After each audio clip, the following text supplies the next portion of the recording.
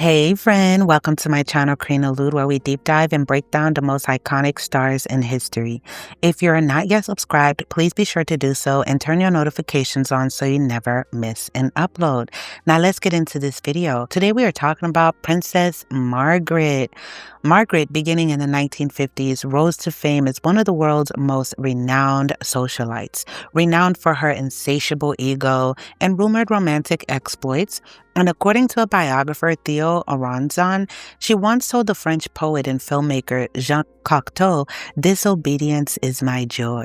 Among the British royal family, Margaret caused quite a stir. Her divorce was widely publicized for all the wrong reasons, and for years her personal life was the subject of intense speculation from the media and royal watchers alike. It was also possible for Margaret to be a fable and relaxed. Her wild swings between playfulness and seriousness might leave those she interacted with confused. Impulsive and bright remarks she made became headlines and, taken out of context, began to produce in the public eye an oddly distorted personality that bore little resemblance to the Margaret we knew, former Governess Marion Crawford wrote in her memoir.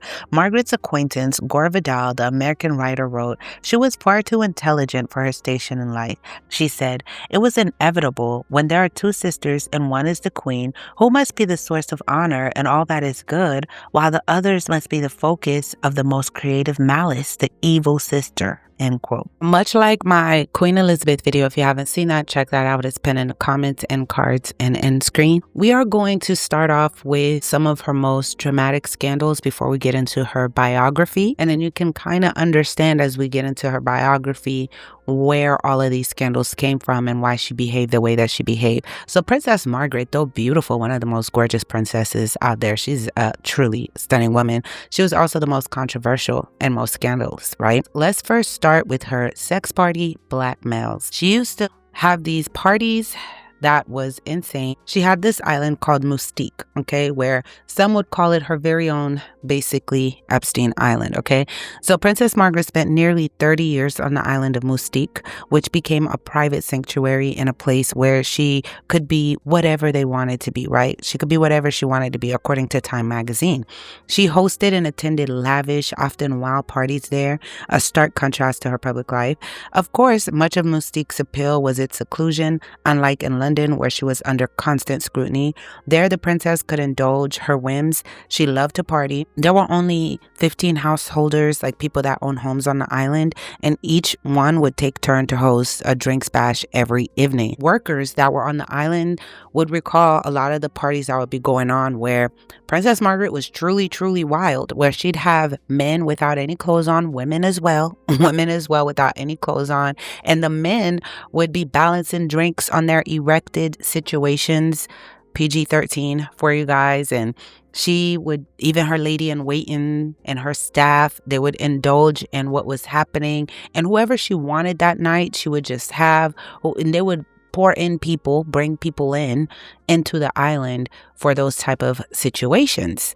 And yeah, so she used to party really wild. And if you know what I mean by bringing in people that were willing to get down with the princess and that was willing to entertain the other 15 householders on the island, the wealthy people on the island. And every night was a party. And she spent almost 30 years of her life on that island, really just indulging and living it up and partying every night, having her way with her staff. But unfortunately, when you live like that, there will always be people that snap pictures, that eventually talk, and you can't keep those things secret for too long. So there's been instances with Princess Margaret where she's had basically spies come and spy on her and take pictures. Even her affair with this Llewellyn, who was much, much younger than her, 17 years younger than her. It was, spy photographers that basically took pictures of her affair on the island and then publicized it. But also she had a spy in the past that had incriminating evidence of her doing some things that is very hedonistic, because she lived a very hedonistic life. The period of the early 60s was at the height of the Cold War.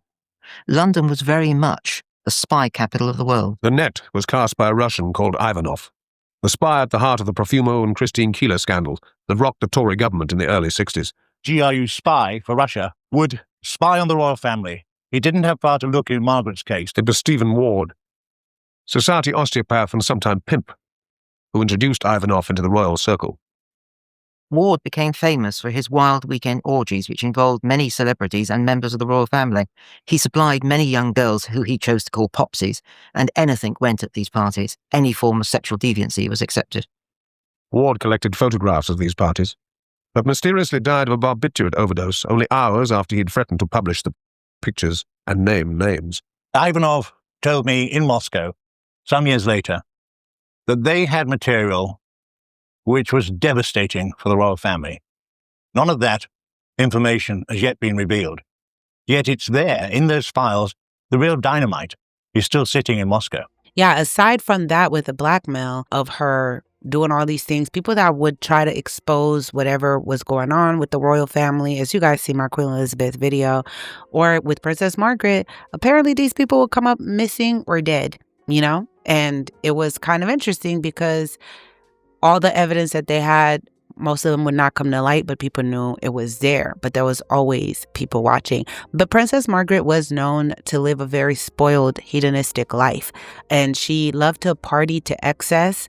And she was very, as you would say, sexually liberated, where she did not care. She wanted to drink, party, smoke, and live it up. She also lived a very pampered and spoiled life. And had a morning routine that was just, I'm telling you, this woman was living in the lap of luxury. She was the perfect hedonist. She lived to enjoy, and to enjoy with excess. Nothing sums up this hedonism better than a glimpse at a typical day in the life of Princess Margaret in her latter years. She got up quite late in the morning, normally between about 10 and 11 o'clock. She would be woken with orange juice and with a tray. She would read the morning newspapers, scatter them all over her bedspread, and she would smoke. Her bath would have been run for her. Her clothes would then be laid out for her, and she would dress normally the first of 3 changes in a day. Before lunch, the princess would always visit her hairdresser in Knightsbridge. The princess used to come here every day of the week, and on occasion twice a day. She was very demanding that everything was done properly. We used to drive around in silence most of the time. From Kensington Palace to Sandringham, a journey of 2.5 hours. There wasn't one word spoken in that whole time. She wasn't aware, even, of servants when they were performing their duties. Her footman could be in the room, and to Margaret there was nobody there. In the early evening, David Griffin would be back on duty at Kensington Palace for an often exhausting and relentless round of dinner engagements. Another thing to go along with this life was that she also had lovers that were women, and the royal house allowed it. But the royal house, allegedly, according to biographers from the royal house, the royal family in the royal house allowed it because that meant they felt a little bit more confident with the wild life that she was living, that at least if it's women that she's dating, then we know she won't get pregnant, or even if they're caught doing something, it could be, oh, it's just her friend, one of her good friends. They could get away with it more. They preferred when it was women because it was much easier to control than men because, you know, pregnancy, all of those things, it's, you know, traveling with them. Even if you're holding your good girlfriend's hand, nobody's going to really think anything. Princess Margaret reputedly had her first sexual relationship with a woman. The aides around the royal family believed that it was safer for Princess Margaret to indulge in a relationship with another woman than to be with a man.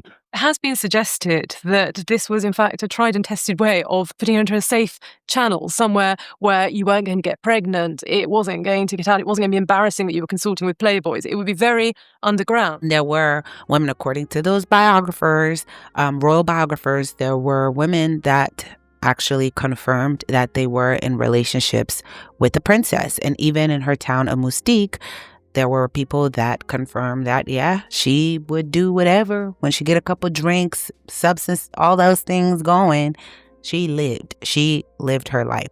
Now, the other one that kind of, you know, she was considered a mean narcissist, right? And that is from royal psychiatrists and royal therapists, okay? You know, they have their own people that studied her, labeled her as a narcissist who was attention-seeking and had no regards for people. She was mean to everyone. She was mean even to her mother. She was mean to everyone.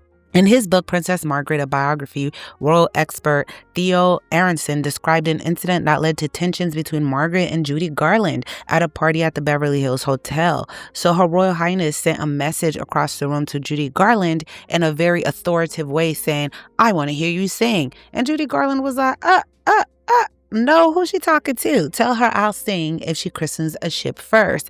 And the princess was very upset about that. But she'd come to America and make friends with these Hollywood stars and expect for them to treat her like staff when these people are like, we're professionals, we make money too, we're millionaires. Granted, we're not as rich as royal family, but come on, treat us with some dignity. She would literally treat them like they're her slaves, her staff, etc. And although Margaret has been remembered as a lifelong party girl, she was not against the concept of rank either. When it came to respecting her status, she had a strong preference for protocol. At parties, this meant blending casual fun with traditional titles. She required everyone, including her husband, photographer Anthony Armstrong Jones, to publicly refer to her as Princess Margaret. Even her friends. You could not just call her Margaret, Princess Margaret, even in intimate settings. Could you imagine? When she partied away on the island of Mystique, she asked all the other residents to speak of her using the phrase Her Royal Highness.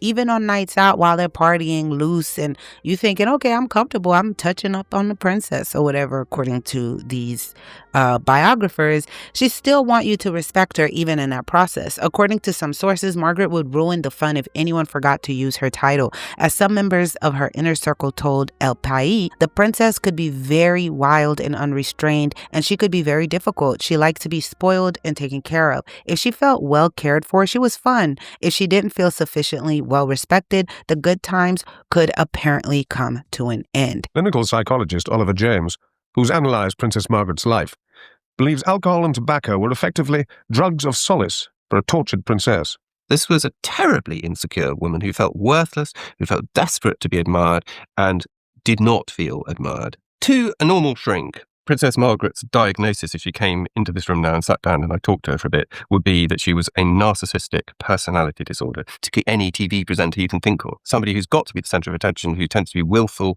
incredibly erratic in their moods. And the roots of this condition?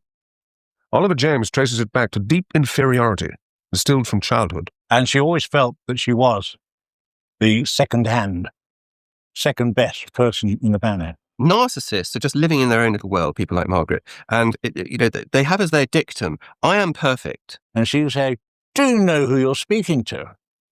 And Snowden said, yes, I'm speaking to my wife. And Margaret said, oh, no, you're not. You're speaking to Her Royal Highness, Princess Margaret, sister to the Queen. And don't you ever forget it.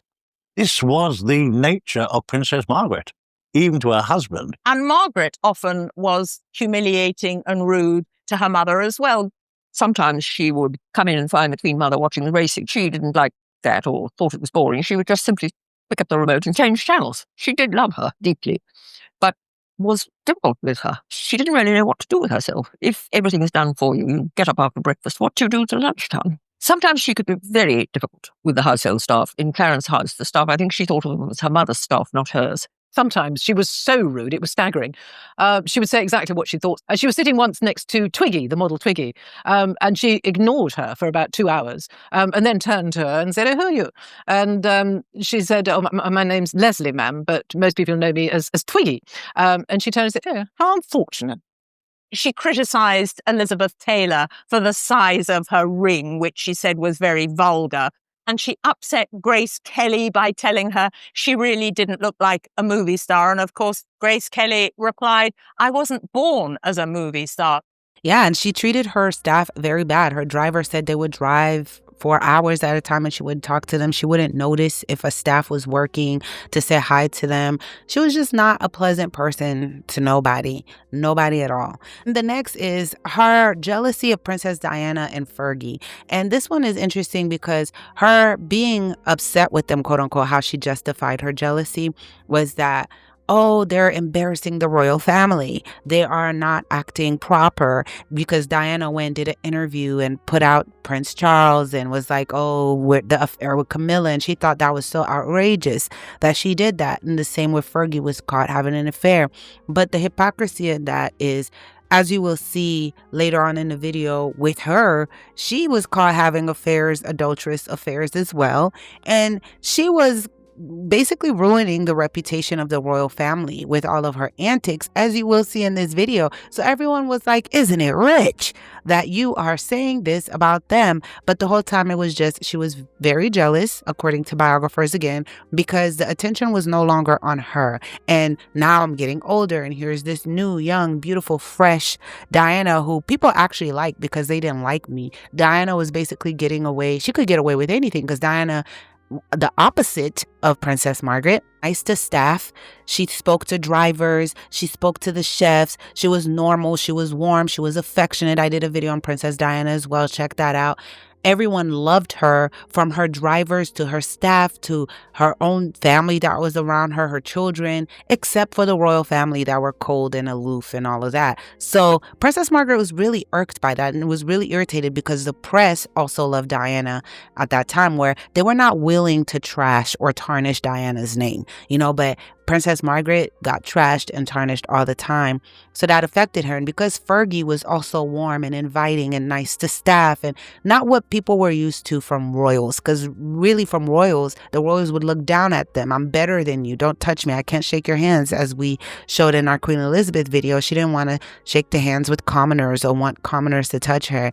The public was more forgiving of Fergie, who had an affair, and was not really trashing her like Princess Margaret would have liked, because Princess Fergie was approachable and likable and down to earth and respectful of all staff and people, and did not see herself as a superior and everyone else was commoner. So this really irritated her. By the 1990s, Diana was the most famous princess in the world, a position once occupied by Margaret herself. I think when Diana came on the scene and Fergie were the focus of all the press attention around the UK, she was plain jealous. She was jealous and she was unsympathetic towards their behaviour. There is a great irony with how Princess Margaret reacts to Diana and Sarah Ferguson. You would think that Margaret, having gone through all of this, might have been slightly kindly and a wee bit benevolent to these women, but she's quite harsh towards them. And last but not least, we already discussed this in my Queen Elizabeth video in terms of their religious views and how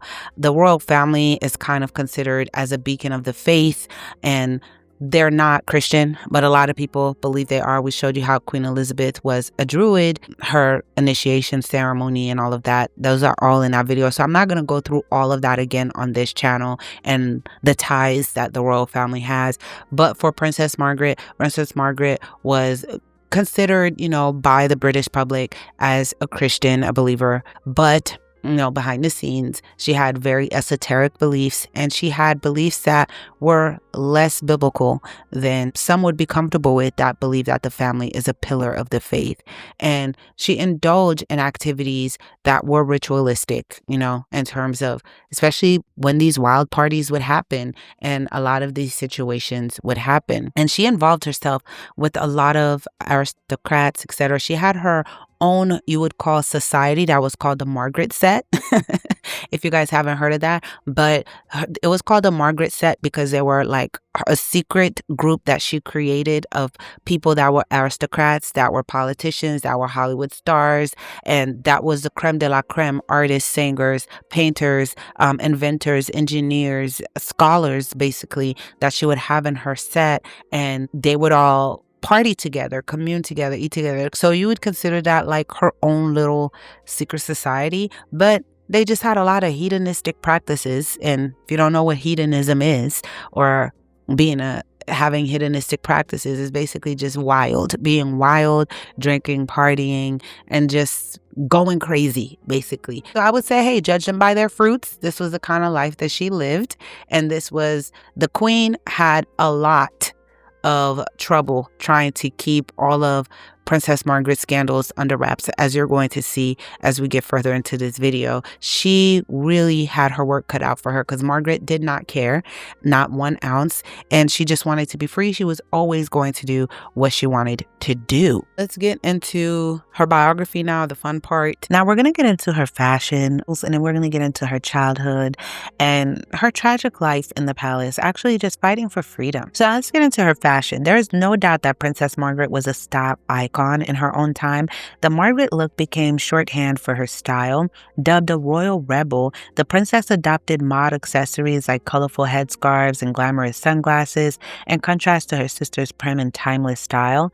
Margaret became one of Atelier Christian Dior's most prominent client through her close relationship with the designer and her consistent use of Dior's designs throughout her life. The princess was well known for her taste in fashion during this decade, which included foil print dresses, brightly colored ball gowns, and luxurious fabrics, all of which she adorned with jewels, pearls, and fur stoles. Margaret's style hit her stride in the mid-1960s when she was photographed with icons like the Beatles, Frank Sinatra, and Sophia Loren, according to Vogue. The princess refused to compromise on her style as she got older, according to Marie Claire. She wore trends like big sleeves and strapless evening gowns. She followed an insanely extravagant morning ritual also. Following breakfast at 9 a.m. in bed, she would spend the next 2 hours in bed listening to music, reading the newspapers, and chain smoking. As described by Craig Brown in his book, Ma'am Darling, when 12:30 rolled around, it was time for a vodka tonic pick-me-up. However, Princess Margaret's tendency for being ridiculously late meant that the dinner could not begin until she arrived, as required by royal guidelines. For example, in Love from Nancy, The Letters of Nancy Mitford, the late British aristocrat recounts how she and her guests once had to wait hours because Princess Margaret's hairdresser was taking too long to come up with a suitable style. So dinner started at 8:30, and guess what? 8:30 was when the hairdresser actually showed up, so they had to wait. After reeling people in with her charm, Margaret was notorious for suddenly hurling insults without warning. Many celebs who encountered her actually called her pretty rude. So one of the most known scandals was at a London party in the mid-1960s. Princess Margaret was seated next to supermodel Twiggy. Twiggy was a major fashion icon and it girl in the 1970s. One would think that anyone sitting next to a style icon would feel a sense of pride and privilege, but in contrast, Margaret obviously didn't care. Author Julie Miller claims that after 2 hours of ignoring Twiggy, Princess Margaret turned to the model and asked, "Who are you?" Responding, Twiggy said, "I'm Leslie Hornby, ma'am." Twiggy introduced herself as Leslie Hornby. People, however, refer to me as Twiggy. Margaret said, "How unfortunate," before walking away and ignoring her for the rest of the night. Yikes. When Princess Margaret met Elizabeth Taylor for dinner, the princess reportedly told the actress that the 33.19-carat Krupp diamond ring her husband, actor Richard Burton, had given her was vulgar. It's believed Taylor replied, "Ain't it great?" before inviting Margaret to try it on her own finger. "Not so vulgar now, is it?" Taylor wisecracked. When the princess met Grace Kelly, Margaret reportedly said, "You don't look like a movie star."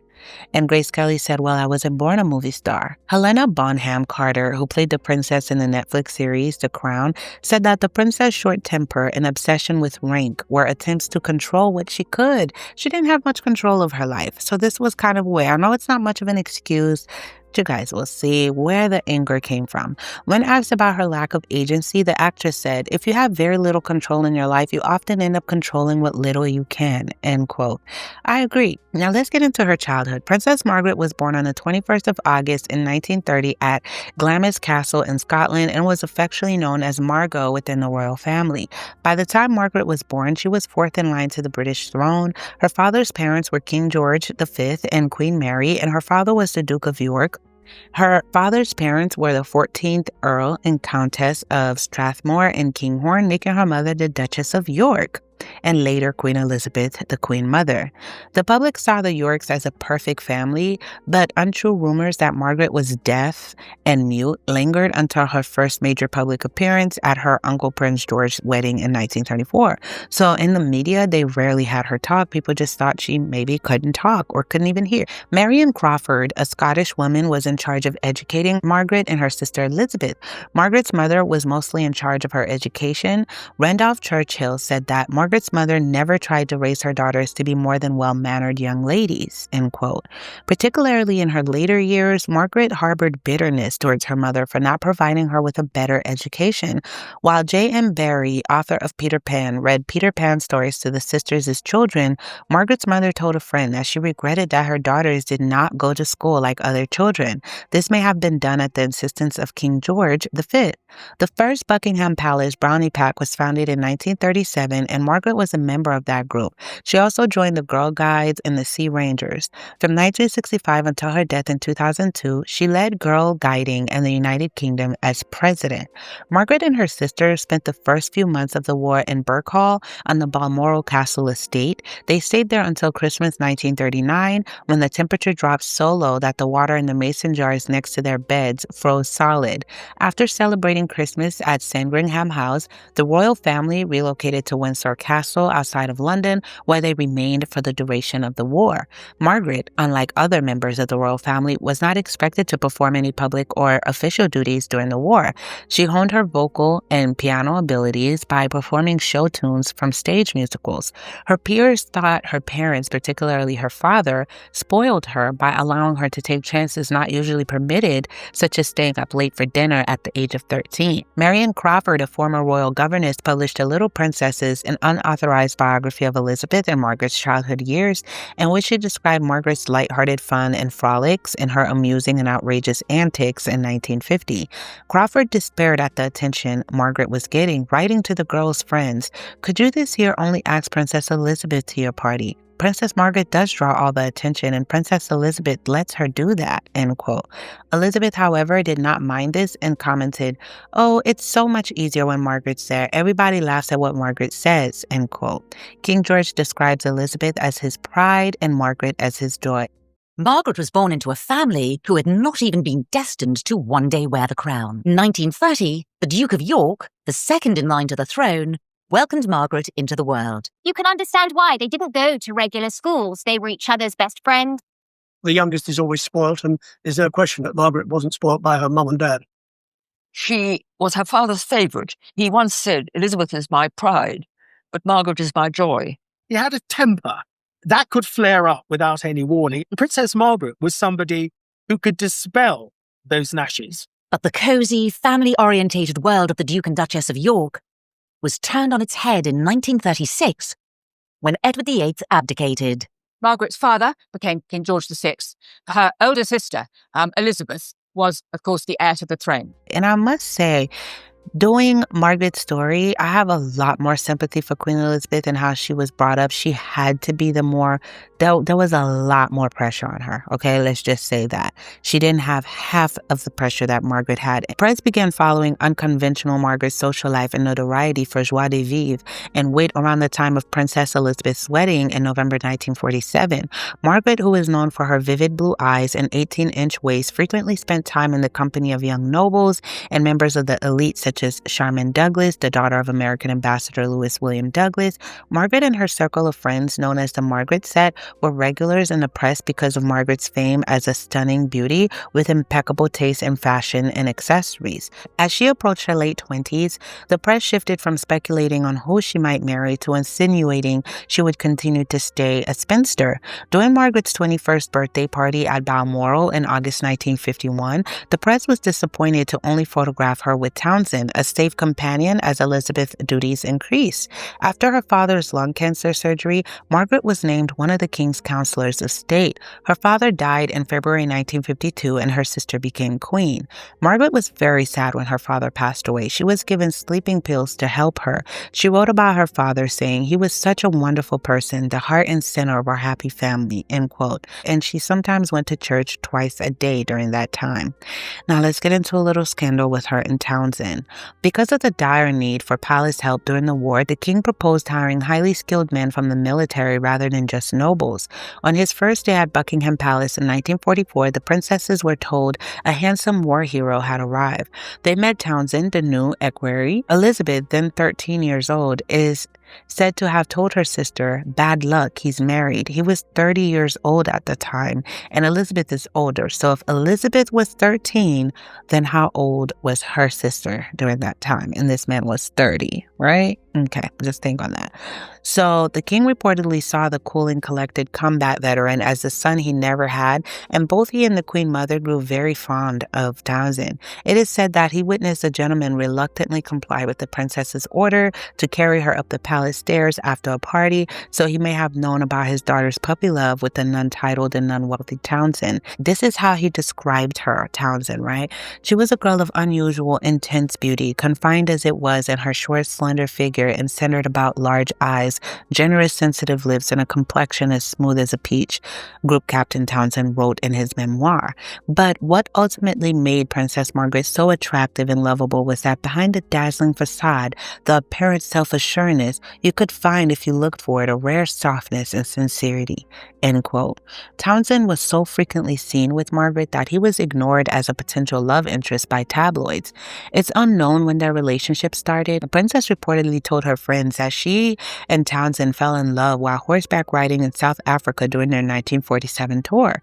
On a trip to Belfast in October 1947, Townsend, according to a National Trust curator quoted by her biographer, Craig Brown, asked for the room next to hers.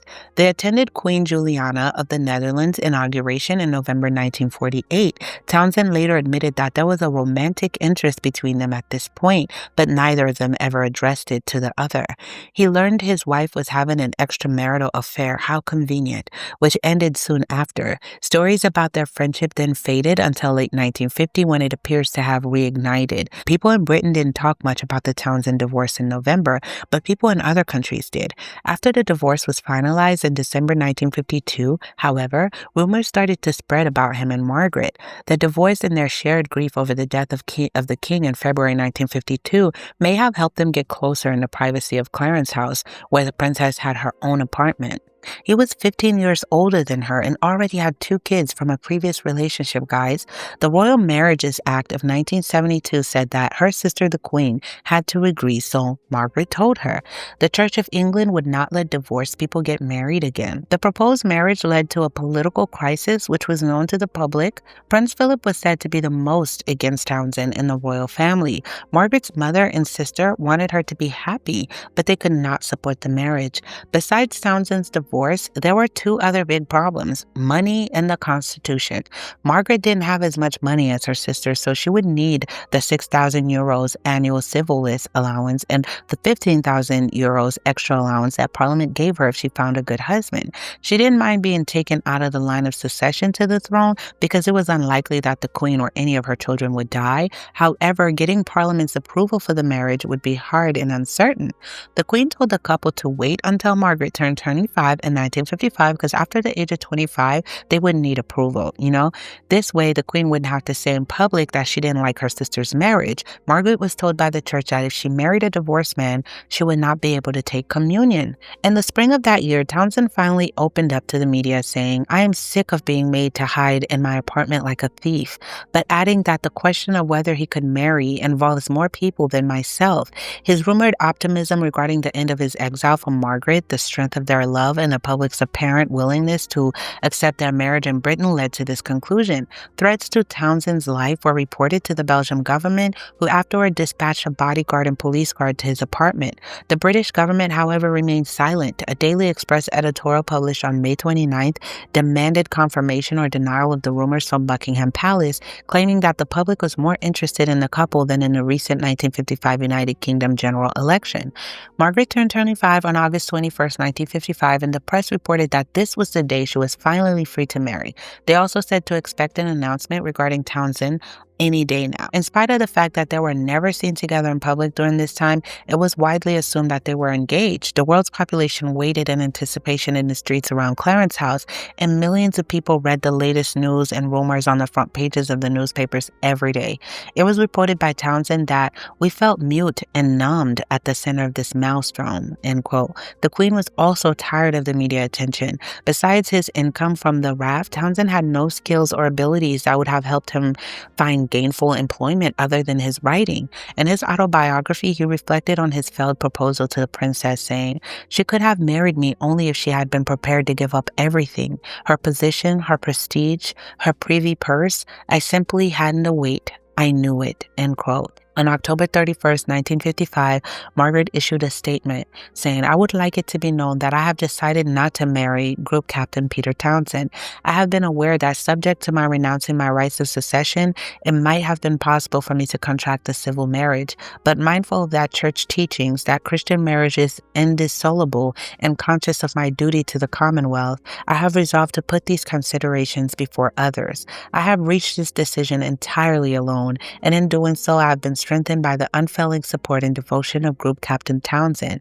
Many Britons were shocked and outraged by the princess' decision, while others, particularly members of the clergy, were proud of her for putting her faith and duty first. Townsend recalled that, and I quote, "We had reached the end of the road. Our feelings for one another were unchanged, but they had incurred for us a burden so great that we decided together to lay it down," end quote. Margaret was also harboring a secret.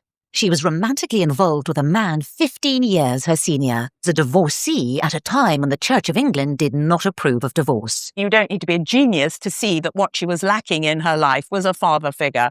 And Peter Townsend really encapsulated everything. Princess Margaret went to the Queen and said that she and Peter Townsend were in love and that they wanted to marry. At that time, all members of the royal family had to have the Queen's consent in order to marry. Peter Townsend was sent away from the royal household to become military air attaché in Brussels. As the Queen's younger sister, Margaret was still powerless to make her own decisions.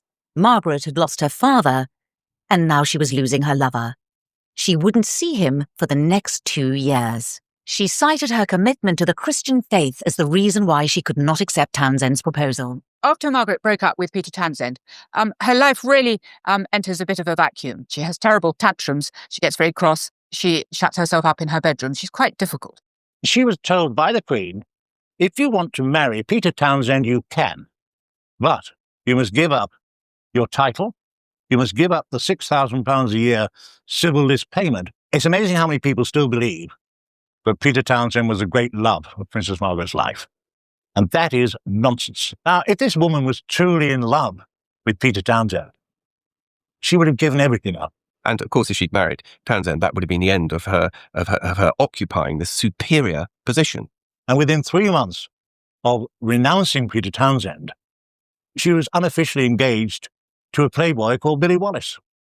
Whenever Margaret committed some awful gap, but of course you can forgive her, because look how she was forced to give up the great love, Peter Townsend. In 1958, Margaret was at a dinner party when she met the photographer Anthony Armstrong Jones in October of 1959. They exchanged wedding vows. Armstrong Jones gave Margaret a diamond rosebud engagement ring set with a ruby to express his love for her. After hearing from Townsend that he planned to marry a young Belgian woman who was half his age and greatly resembled Margaret, Margaret reportedly accepted his proposal the following day. Margaret's engagement announcement on February 26, 1960, caught the media by surprise because she had kept the relationship secret. They tied the knot at Westminster Abbey on May 6, 1960, and after the wedding, Margaret was able to expand her network to include Hollywood stars and bohemian artists, as well as members of the court and the aristocracy. It was taken as a sign of the decline of social stratification in 1920 Britain. The Snowdens dabbled in the fads and fashion of that era, okay? Margaret allegedly had an affair with Anthony Barton, a Bordeaux wine producer and the godfather of her daughter, in 1966. Margaret claimed she was just friends with Douglas Home, but the letters she wrote to him were very personal and were later sold.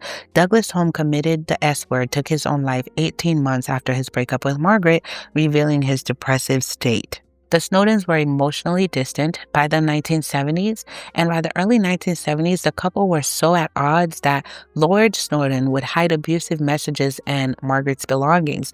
He took to leaving nasty notes on her desk, including one headed 24 Reasons Why I Hate You. Which particularly upset her, biographer Craig Brown said. Colin Tennant introduced Margaret and Roddy Llewellyn in September of 1973, counting Llewellyn's age 17 years older than him. It was in 1974 that she extended an invitation to him to visit her on Mystique at her vacation home. The trip was the first of many to come. Having a loving friendship, as Margaret put it, was how she described their bond. Margaret once overdosed on sleeping pills due to her emotional distress after Llewellyn unexpectedly left for Turkey. Margaret and Llewellyn Llewellyn swimsuit photo from Mystique made the cover of the News of the World in February 1976, Margaret was portrayed as a predatory older woman, and Llewellyn was portrayed as her toy boy lover in the media.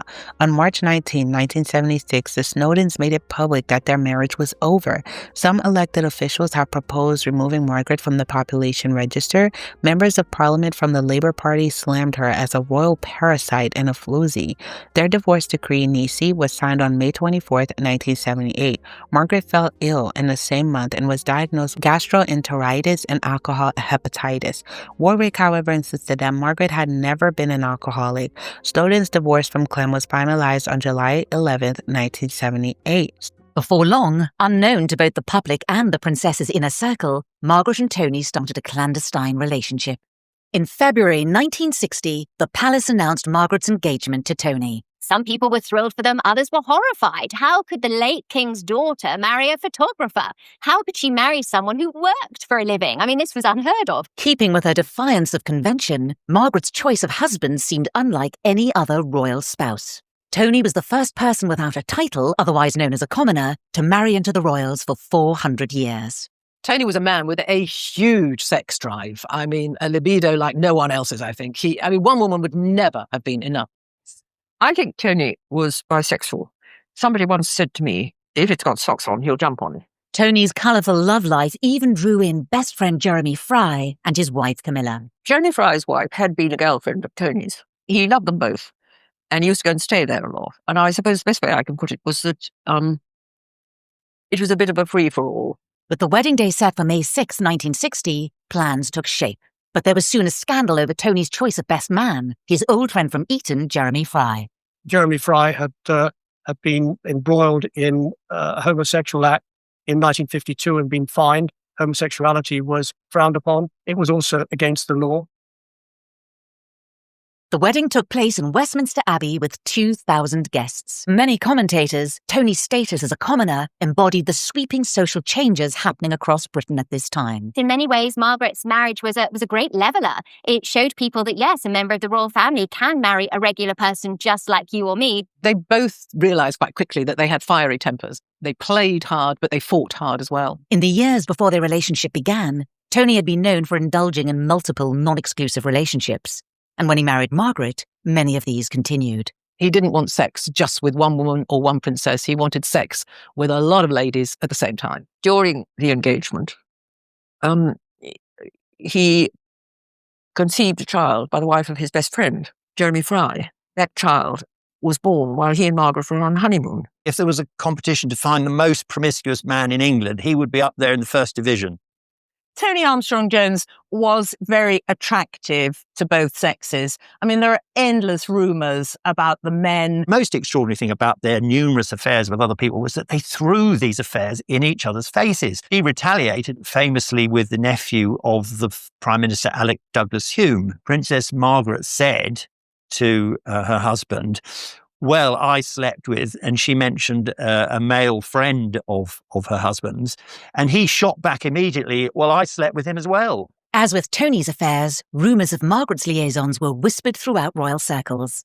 Some of the most famous names in the world became attached to her romantically. The British actor David Niven, Mick Jagger's even come into the frame. So later in life, the princess struggled with illness and disability. She started smoking cigarettes when she was very young and never gave up the habit. She had a nervous breakdown and sought depression treatments. She developed migraines, laryngitis, and bronchitis in the future. A portion of her left lung was removed on January 5th, 1985, an operation that was eerily similar to one her father underwent more than 30 years before. She finally kicked the habit in 1971, but never cut back on her heavy alcohol consumption.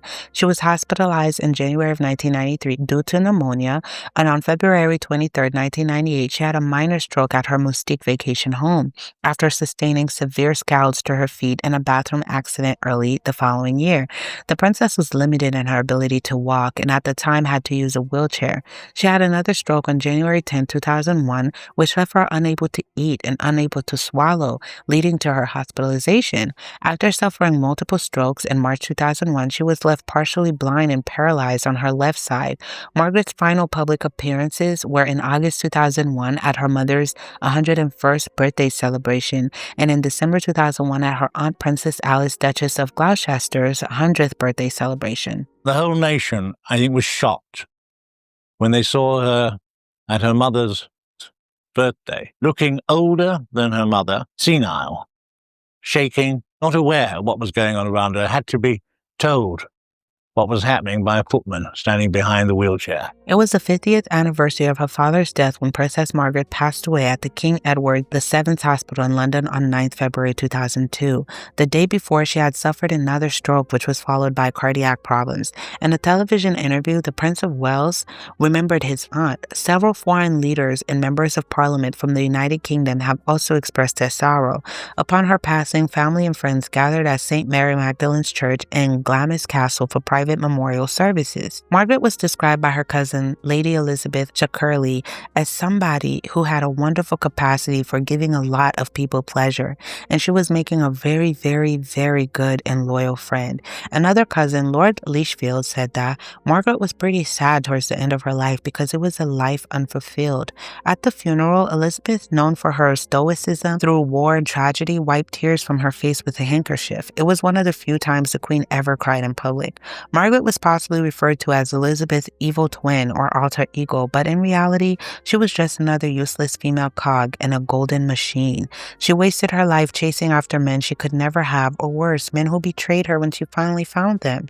Margaret's bond with her sister was the strongest and most meaningful of her relationship, and Queen Elizabeth loved her sister so much. She really did try to look out for her the best she could, the best she could, but she couldn't always help her. Comment below what you guys think. The royal family, so many of them have said the same thing, from Princess Diana. I think Queen Elizabeth just never talked. She just took on her responsibility and duty, but it must have been hell for her too in some ways, because they really, behind the scenes, it's not them. It's all these clergymen and nobles that really dictate who they marry, who they're with, what they do, and what they say. They even control the British press, and Princess Margaret was miserable. They even had the incentive of giving them more money if they married someone who was considered good or approved, and they went as far as separating her from the love of her life. So I can't even imagine the bitterness that must create in her to really just create this disdain for the life. And she didn't even care about the reputation of the royal family anymore after a while, because it was like, I can't even be free. So why do people find it so difficult to believe people like Meghan Markle?